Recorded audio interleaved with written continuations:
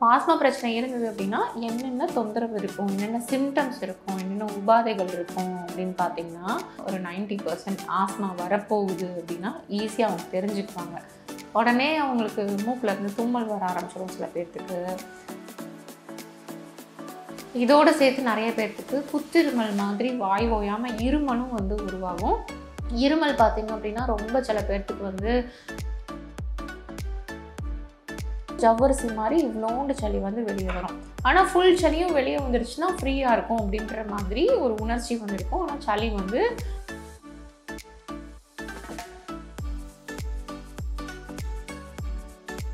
வணக்கம், Aarush herbal ஹாஸ்பிட்டல்ஸ்லேருந்து doctor தேவி சரவணா பேசுகிறேன். இப்போது ஆஸ்துமா நம்மளுக்கு இருக்குது, தொந்தரவு இருக்குது அப்படின்னா நிறைய பேர்த்துக்கு பார்த்துக்கிட்டிங்கன்னா எது ஆஸ்துமா எப்படி இருக்கும் அப்படின்றது தெரியாமல் கூட இருப்பாங்க. ஆஸ்மா பிரச்சனை இருந்தது அப்படின்னா என்னென்ன தொந்தரவு இருக்கும், என்னென்ன சிம்டம்ஸ் இருக்கும், என்னென்ன உபாதைகள் இருக்கும் அப்படின்னு பார்த்தீங்கன்னா, நெஞ்சு நல்லா ஆல்ரெடி சொன்ன மாதிரி இறுக்கி பிடிச்ச மாதிரியான ஒரு வலி இருக்கும், ஒரு வேதனை இருக்கும், நெஞ்சு வலி இருக்குது, நெஞ்சு இறுக்கமாக இருக்குது அப்படி சொல்லுவாங்க. அதே மாதிரி நிறைய பேர்த்துக்கு பார்த்துக்கிட்டிங்கன்னா ஒரு 90% ஆஸ்மா வரப்போகுது அப்படின்னா ஈஸியாக அவங்க தெரிஞ்சுக்குவாங்க. உடனே அவங்களுக்கு மூக்கில் இருந்து தும்மல் வர ஆரம்பிச்சிடும் சில பேர்த்துக்கு.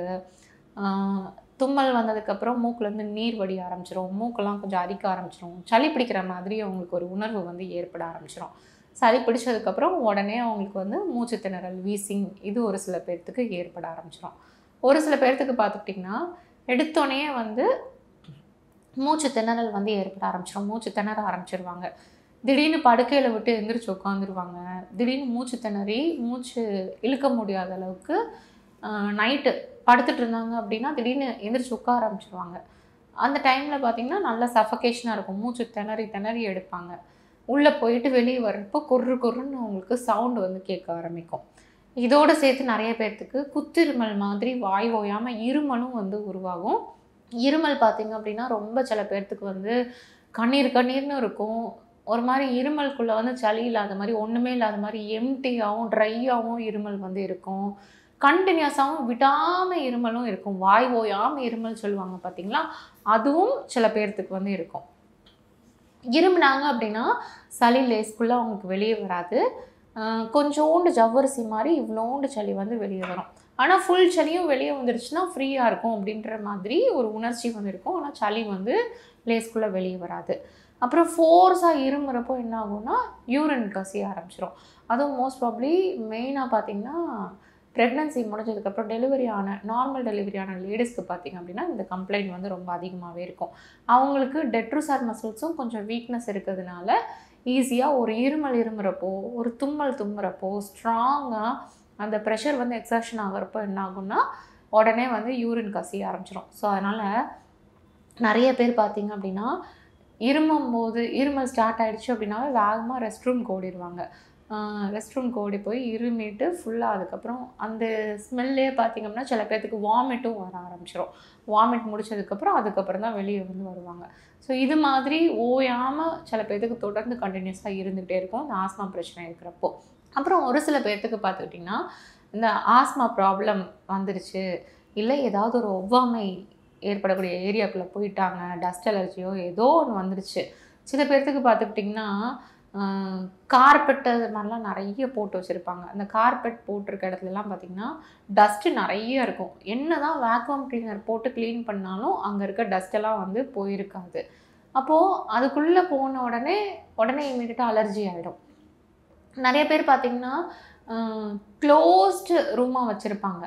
அதில் பார்த்திங்கன்னா ஏசி மட்டும்தான் உள்ளுக்குள்ளே வந்து வென்டிலேஷனுக்காக ஏசி மட்டும்தான் இருக்கும். ஸோ அப்படிப்பட்ட ரூம்குள்ளெல்லாம் பார்த்திங்க அப்படின்னா மைக்ரோ டஸ்ட்டு, ரொம்ப நுண்ணிய துகள்கள் ஃபுல்லாக செவுரில், அங்கே இருக்கக்கூடிய ஐட்டம்ஸில் எல்லா இடத்துலையும் படிஞ்சு போயிருக்கும்.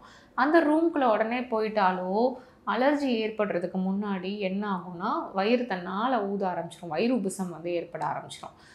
அந்த ஆஸ்மா பிரச்சனை இருக்கவங்களுக்கு முக்கியமாக இன்னொரு ப்ராப்ளம் என்ன இருக்கும் அப்படின்னா வயிறு எந்நேரமும் கல் மாதிரி இருக்குது, வயிறு ஊதிக்கிட்டு இருக்குது, உப்பிக்கிட்டு இருக்குது, மூச்சு விட முடியாமல் அதுவும் சேர்ந்து நம்மளுக்கு திணறலை வந்து ஏற்படுத்தி விடும். இந்த வயிறு உபுசம் ஒரு காமனாக இருக்கக்கூடிய ஒரு பிரச்சனையாக இருக்கும். என் பேர் மஞ்சுளா, 63 வயசு ஆகுது. நான் காஞ்சிபுரத்துலேருந்து வரேன். எனக்கு வீசிங்லாம் ரொம்ப இருந்தது. 2 வேளை பப்பு அடிப்பேன். ரொம்ப மருந்து மாத்திரை தான் சாப்பிட்டு இருந்தேன். வீசிங் 15 வருஷமா இருக்குது.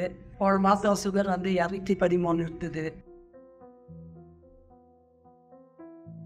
இந்த மாதம் சுகர் வந்து 178 இருக்குது. சாப்பிட்டதுக்கு அப்புறம் அதுவும் குறைஞ்சிருக்குது.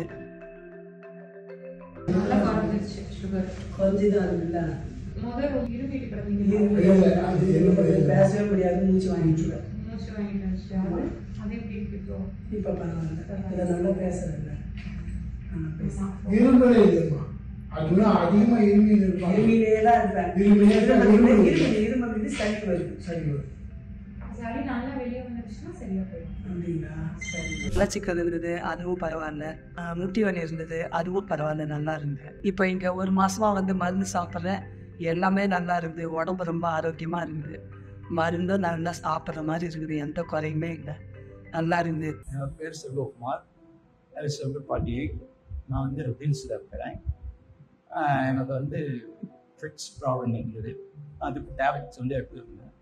அதில் எனக்கு என்ன ஆயிடுச்சுன்னா, வயிறு எல்லாமே வந்து ரொம்ப பெண்ணாகி மோஷன் வந்து லிக்யூட் பண்ணி அப்படியே போய்கிட்டே இருக்கும். என்ன சாப்பிட்டாலும் உடனே கேஸ் ஃபார்ம் ஆகி போகுது. எது சாப்பிட்டாலும் உடனே வித்தின் ஒரு 1/2 an hour நான் மோஷன் போய் ஆகணும். அதனால் நான் வந்து வீட்டை விட்டு வெளியில் எங்கேயுமே போகிறது கிடையாது. வெளியில் எதுவும் ஃபுட்டும் எடுக்கிறது கிடையாது. வீட்டில் சாப்பிட்டாலும் உடனே வந்து போகும். ஒரு நாளைக்கு எப்படி தான் போடாது 5 times. இந்த பிரச்சனை ஆரம்பித்ததுலேருந்து நான் வந்து வெளியில் வேலைக்கே போகலை. இந்த ஃபிட்ஸு இருக்கிறதுனாலையும் யாரும் வெளியில் வேலைக்கு போகக்கூடாதுன்னு நான் இருந்தது தான் வேலை ஜாப் ஒர்க் பண்ணேன். முதல்ல வந்து ஃபிட்ஸ் இருக்கும்போது நைட்டு படுத்துட்டு காலையிலே எழுந்திரிச்சா உடனே உட்கார முடியாது, தலை அப்படியே சுற்றும். திரும்ப படுக்கிறது கொஞ்சம் நேரம் கொஞ்சமாக தான் நான் இதுவாகி எழுந்திருக்கேன். இந்த பேஷண்ட்டுக்கு பார்த்தீங்கன்னா இரிட்டபிள் பவல் சிண்ட்ரோம் ப்ராப்ளம் இருக்குது. அவங்களுக்கு சாப்பிட்டாலே அடிக்கடி மோஷன் போகிற மாதிரி இருக்கும். இந்த மாதிரி பிரச்சனை இருந்தாலும் நம்ம சித்த மருத்துவத்தில் மூலிகை மருந்துகள் எடுத்தாலே நம்மளுக்கு செட் ஆகிடும். மேடம்கிட்ட வந்து 1 month ட்ரீட்மெண்ட் எடுத்து இப்போ நார்மலாக இருக்கும். வீட்டில் தம்ப வச்சுட்டு போகிறேன். வெளியில் டிஃபன் எடுத்துகிட்டு போய் வெளியில் உட்காந்து கூட சாப்பிட்றேன். எந்த ப்ராப்ளமும் இல்லை, நல்லா இருக்கேன். நான் வேலைக்கே போயிருக்கேன். நான் திருவள்ளூர் கோவர்தன் பேசுகிறேன். எனக்கு வீசிங் இருந்தது. 9 வருஷமாக வீசிங் பல்வேறு மருத்துவமனைக்கு சிகிச்சை பெற்றேன். ஒரு நாளைக்கு 3 இன்ஹேலர் வந்து காலையிலும் மாலையிலும் எடுத்து வந்தேன். தற்போது வரை குணமாகவில்லை. தற்போது 1 மாதம் தான் ஆகிறது அருஷ் மருத்துவமனைக்கு வந்தேன். இப்போது ஒரு மாதத்திற்கெல்லாம் 2 முறை தான் இன்ஹேலர் எடுத்தேன். இங்கே மருத்துவ சிகிச்சை எடுத்துட்டு போது மிகவும் அருமையாகவும் ஆரோக்கியமாகவும் என் உடல் எனக்கு தோன்றுகிறது. என் பேர் கலைச்செல்வி. நான் பெங்களூர்லேருந்து வரேன். எனக்கு முதல் 2 years வீசிங் இருந்தது, காஃப் இருந்தது. இங்கே வந்து 1 month தான் ஆயிடுச்சு. 1 month அந்த டேப்லெட் எடுத்துகிட்டு எனக்கு காஃப் இந்த சுத்தமாகவே இல்லை, கிளியராக ஃபுல் கிளியர் ஆகிட்டு இருக்குது. வீசிங் குறைஞ்சிருக்கு, வீசிங் இல்லை எனக்கு சுத்தமாக. இப்போ இன்னெல்லாம் யூஸ் பண்ணிட்டு இருந்தேன், இப்போ அது கூட யூஸ் பண்ணுறது இல்லை நான் இங்கே வந்ததுக்கு. ஸோ நான் இங்கே அகெயின் ட்ரீட்மெண்ட்டுக்காக யாருன்னா வந்தப்போ ரெஃபர் பண்ணுவாங்க. ஆருஷ் ஹெர்பல் ஹாஸ்பிட்டல்ஸ் சிறப்பு சிகிச்சைகள், ஆஸ்துமா, சொரியாசிஸ், முட்டிவலி, சைனசைட்டிஸ், சர்க்கரை நோய், முடக்குவாதம், உடல் பருமன், மூலம், பௌத்திரம், சிறுநீரக பித்தப்பைக்கல், முதுகு தண்டுவட வலி, இரத்த கொதிப்பு. பெண்களுக்கான சிகிச்சைகள், நீர்க்கட்டிகள், ஃபைப்ராய்டு கட்டிகள், கர்ப்பப்பை சிகிச்சை, மாதவிடாய் கோளாறு, தைராய்டு, கருக்குழாய் அடைப்பு, வெள்ளைப்படுதல், வயிற்றுவலி, குழந்தையின்மை, முடி உதிர்தல், ஹார்மோன் கோளாறு. அனைத்து வகையான நாள்பட்ட நோய்களுக்கும் அறுவை சிகிச்சை இல்லாமல், எந்தவித பக்க விளைவுகள் இல்லாமல், வாழ்நாள் முழுவதும் திரும்ப வராமல் இருக்க இயற்கை முறையில் ஹெர்பல் மருந்துகள் மூலம் எங்கள் ஆருஷ் ஹெர்பல் மருத்துவமனையில் சிறப்பு சிகிச்சை அளிக்கப்படும். Aarush herbal hospitals.